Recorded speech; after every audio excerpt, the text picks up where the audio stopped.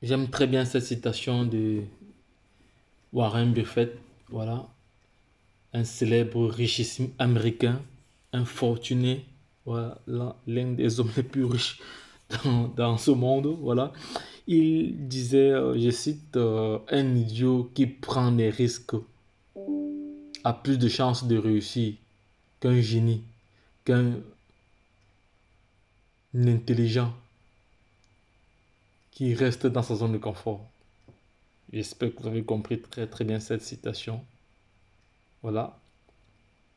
Lorsque je l'ai dit, bienvenue sur la chaîne Entrepreneur Web 3.0, la chaîne du peuple pour le peuple et par le peuple. Cette chaîne qui sera tout plus proche de vous, qui vous partagera tous des projets émergents, des projets intéressants, des projets qui vous apporteront toujours de la valeur.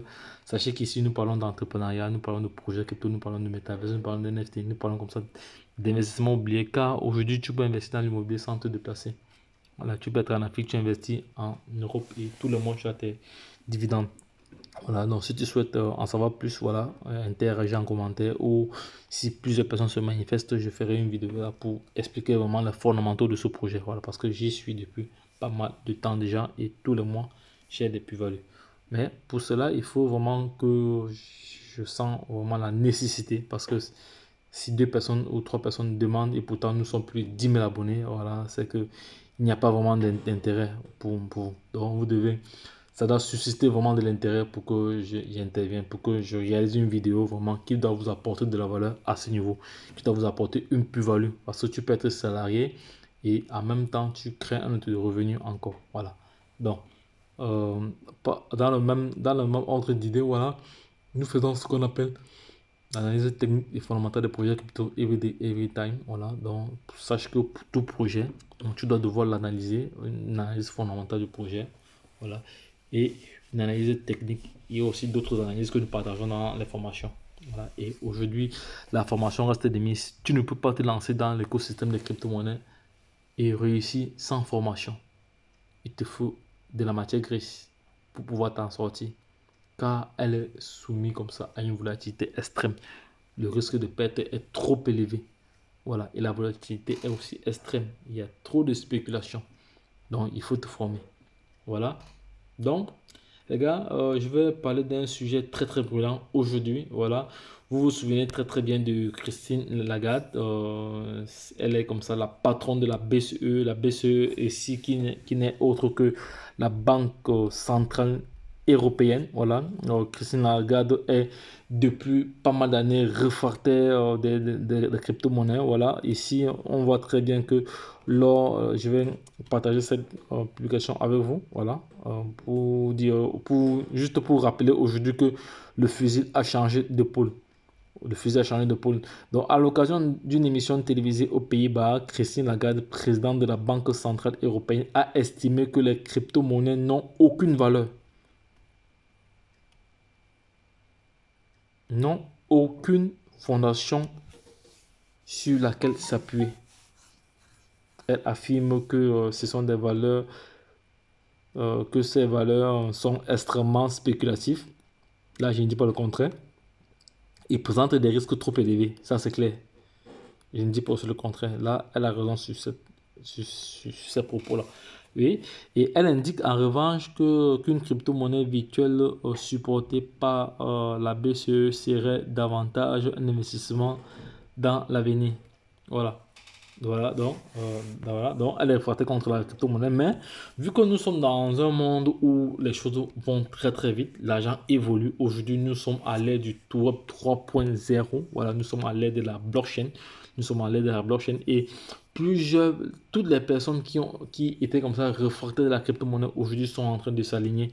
Sont en train de s'aligner car la banque et la BCE avait projeté qu'elle devait lancer sa crypto, sa monnaie numérique en 2026. Mais cependant, j'apprends encore aujourd'hui que les choses ont changé parce que elle a déjà choisi Amazon comme ça pour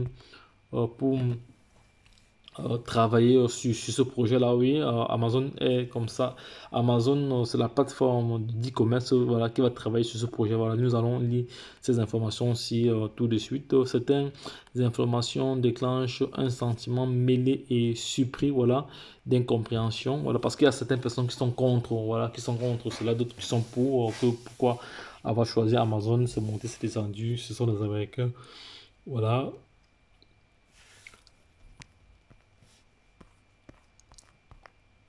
Donc, j'étais bloqué ici. Là, bon, je vais me retrouver avec la sélection du géant Amazon dans la liste des participants à la mise en place. Voilà, parce que c'est Amazon qui va mettre en place cet héros numérique. Voilà, c'est-à-dire, et bon, les premières réactions ça a suscité pas mal de réactions. Voilà, voilà comme ça la BCE, voilà, qui est comme ça refacteur des crypto-monnaies et qu'aujourd'hui, elle voit qu'elle sera rattrapée par le temps et elle veut lancer le plus rapidement possible sa monnaie numérique. Voilà. Comme pour dire alors que les choses évoluent, nous sommes à l'ère du 3.0. Voilà. Toute personne intelligente, consciente, devrait avoir un portefeuille électronique. Voilà. Donc, et si cette crypto-monnaie se comporte comme une banque vraiment centralisée, voilà, elle ne va pas beaucoup exploser, elle va pas exploser car l'écosystème des crypto-monnaies part du principe de la décentralisation, de la liberté. Voilà, on dit bien crypto-monnaie, crypto-monnaie. C'est pour ça que Satoshi Nakamoto avait créé le Bitcoin, voilà, pour comme ça pallier aux différents intermédiaires qui se trouvaient dans une transaction bancaire. Mais ça, c'était suite à la crise des subprimes aux États-Unis qui avait fait vaciller le système bancaire. Les banques ont perdu pas mal d'argent, les banques sont totalement en faillite. Voilà. Et Satoshi Nakamoto a créé une crypto-monnaie pour permettre à toute personne intelligente de créer de la valeur partout dans le monde entier sans toutefois avoir de contraintes. Voilà. Il n'y a plus de barrière avec la crypto-monnaie parce que tu peux être aux États-Unis, tu envoies de la crypto-monnaie, tu envoies du Bitcoin ou tu envoies de l'Ethereum en Afrique sans toutefois te déplacer, voilà, sans toutefois avoir des frais énormissimes à payer. Voilà, c'est très très important. Voilà. Donc, euh, Amazon est chargé de livrer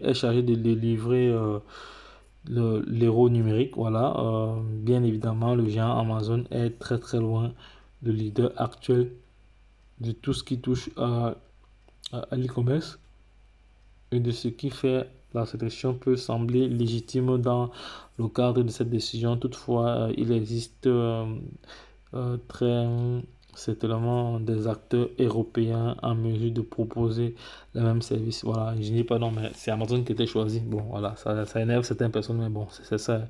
Valoriser les entreprises de fintech et de la zone euro dans le cadre de la mise en place de la version numérique de l'euro, mais peu importe, car c'est bien la société de Jeff Bezos qui va faire le, qui va faire le boulot, voilà, qui va faire le boulot officiellement, la gestion du secteur.